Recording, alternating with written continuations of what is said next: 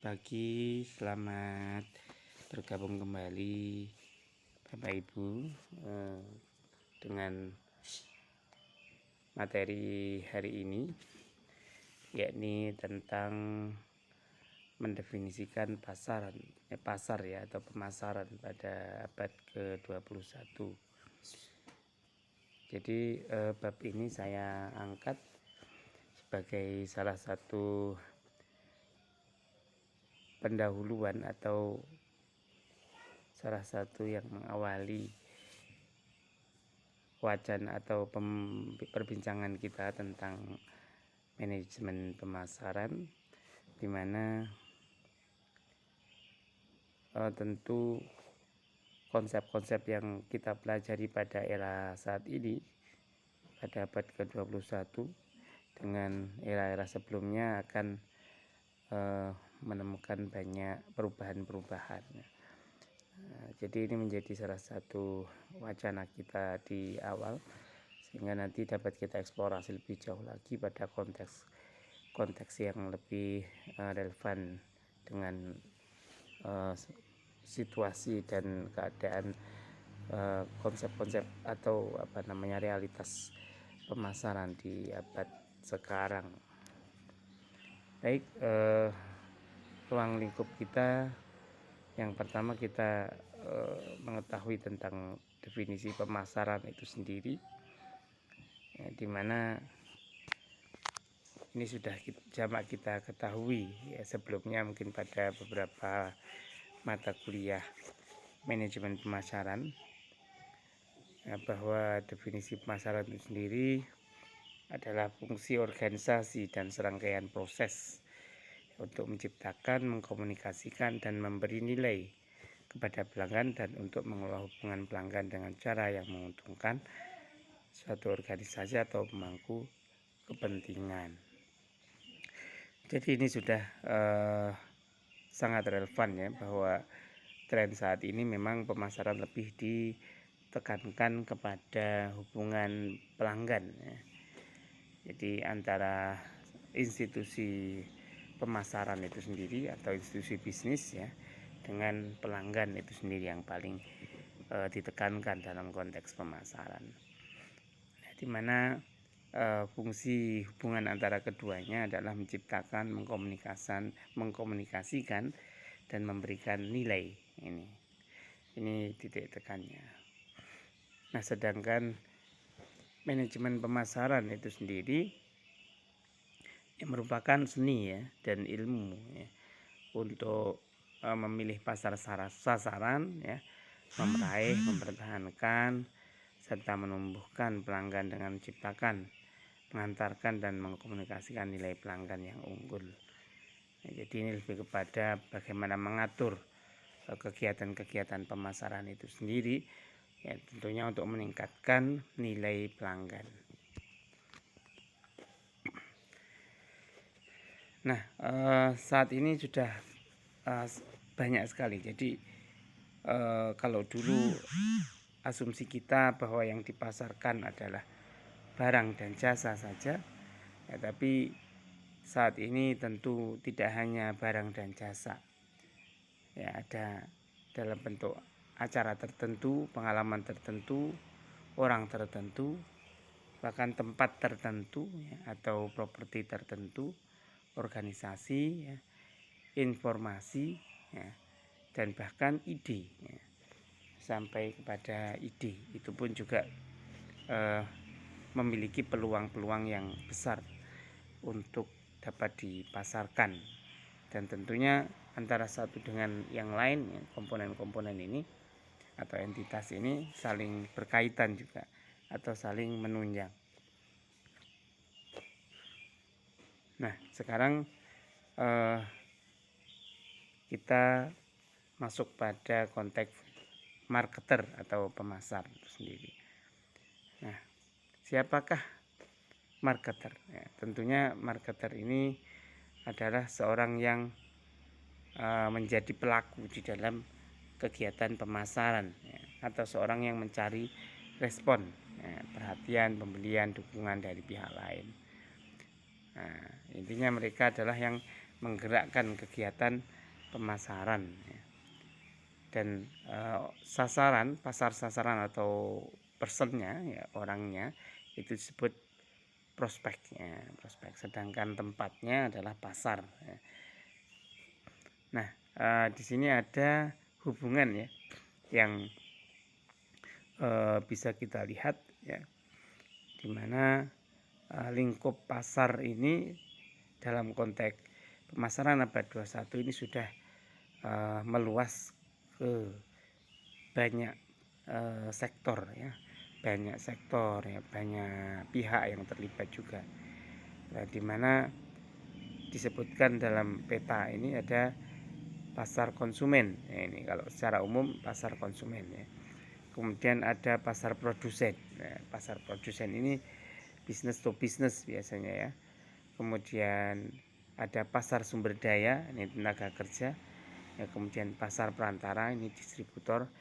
Dan yang terakhir adalah, atau yang menjembatani pasar itu adalah pasar pemerintah.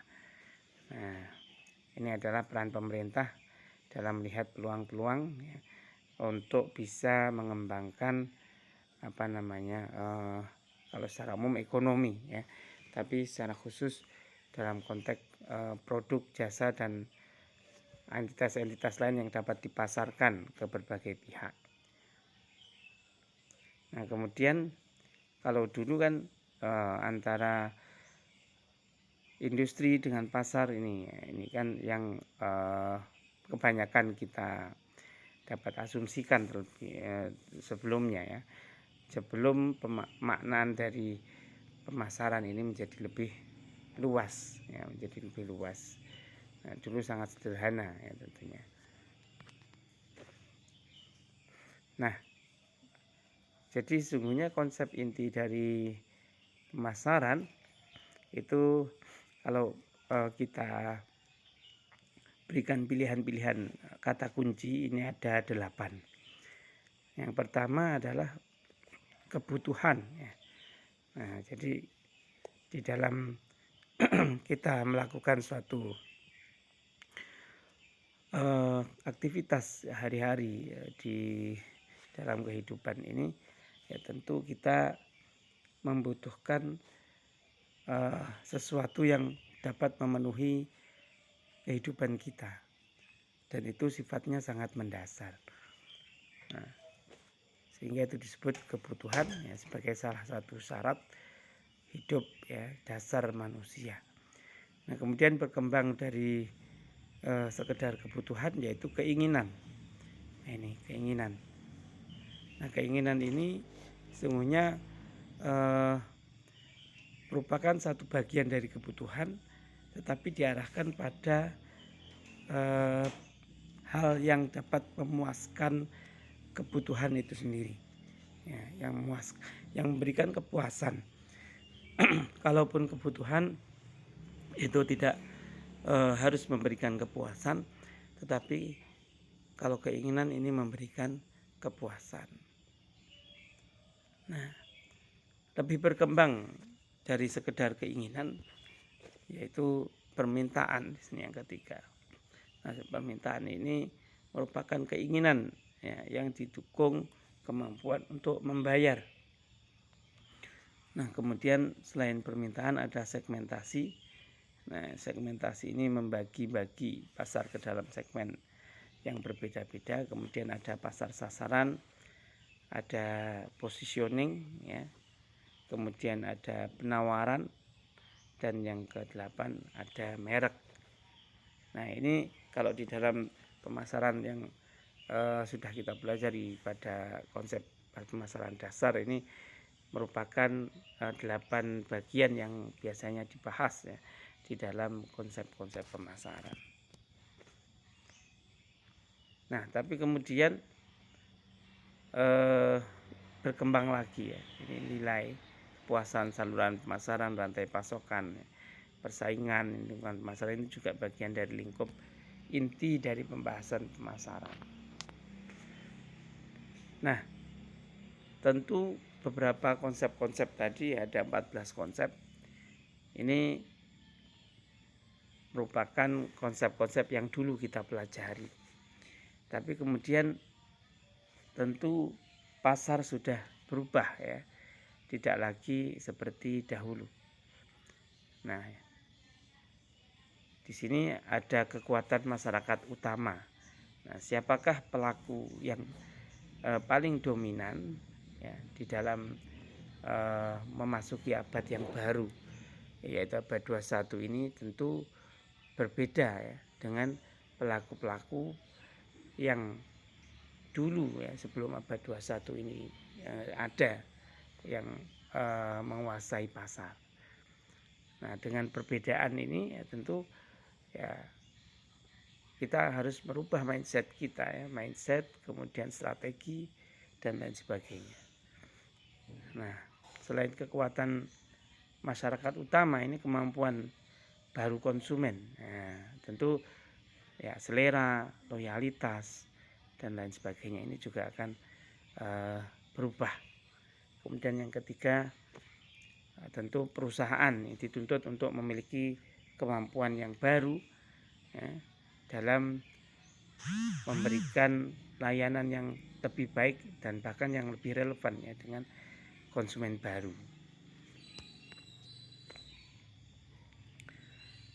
Nah, ini konsep awalnya ini ya, orientasi perusahaan terhadap pasar ini kan produksi, produk, penjualan, pemasaran ya, dan pemasaran holistik.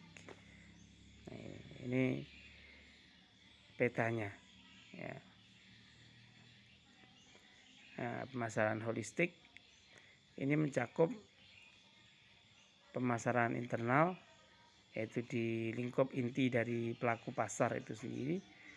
Kemudian pemasaran terintegrasi ya, jadi menggabungkan berbagai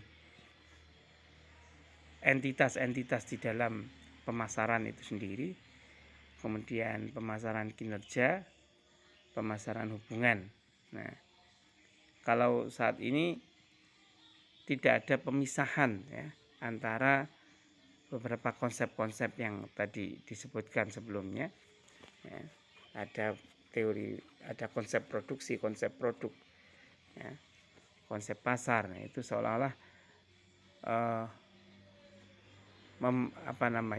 memisah-misahkan antara satu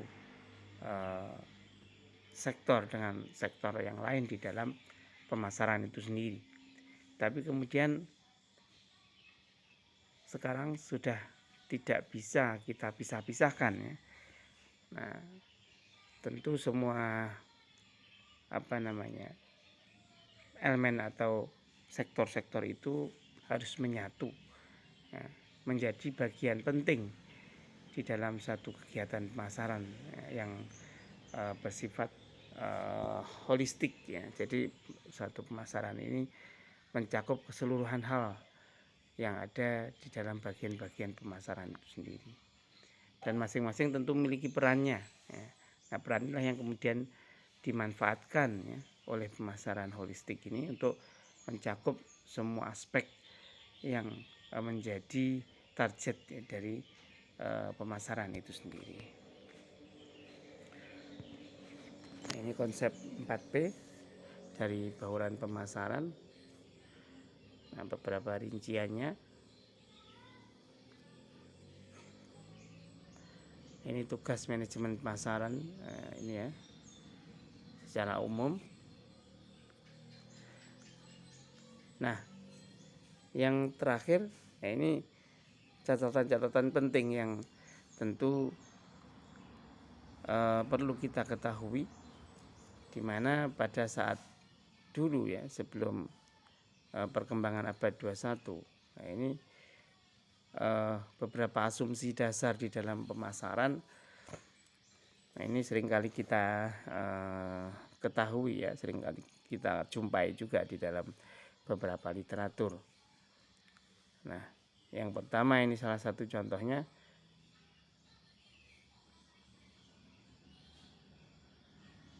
bahwa perusahaan tidak fokus pada pasar dan tidak digerakkan oleh pelanggan pada tingkat yang memadai. Nah, padahal sungguhnya perusahaan melakukan segmentasi pasar, memilih segmen terbaik dan mengembangkan posisi yang kokoh di dalam segmen pasar yang dipilih. Nah, ini bagian yang inti ya, bahwa di dalam pemasaran itu kan ada kegiatan segmentasi, ada targeting, ada positioning. Nah, kemudian yang kedua ada perusahaan tidak sepenuhnya memahami pelanggan sasarannya. Nah, dan tentu yang seharusnya adalah perusahaan memetakan kebutuhan, persepsi, preferensi, dan perilaku pelanggan ya, dari memotivasi pemangku kepentingannya ya untuk melayani dan memuaskan pelanggan sepenuh hati. Ini yang benar. Dan seterusnya begitu. Nanti silakan dibaca secara mandiri. Nah, ini beberapa pertanyaan yang penting yang sering diajukan oleh pemasar. Nah, ini menjadi salah satu tolak ukur ya dalam kinerja pemasaran, di mana seorang pasar dapat memberikan evaluasi ya, pada dirinya sendiri ya, untuk kemudian dapat mengembangkan kemampuan pemasarnya secara lebih efektif. Oke, saya kira itu yang bisa saya sampaikan untuk pertemuan hari ini. Kurang lebihnya mohon maaf. Selamat pagi.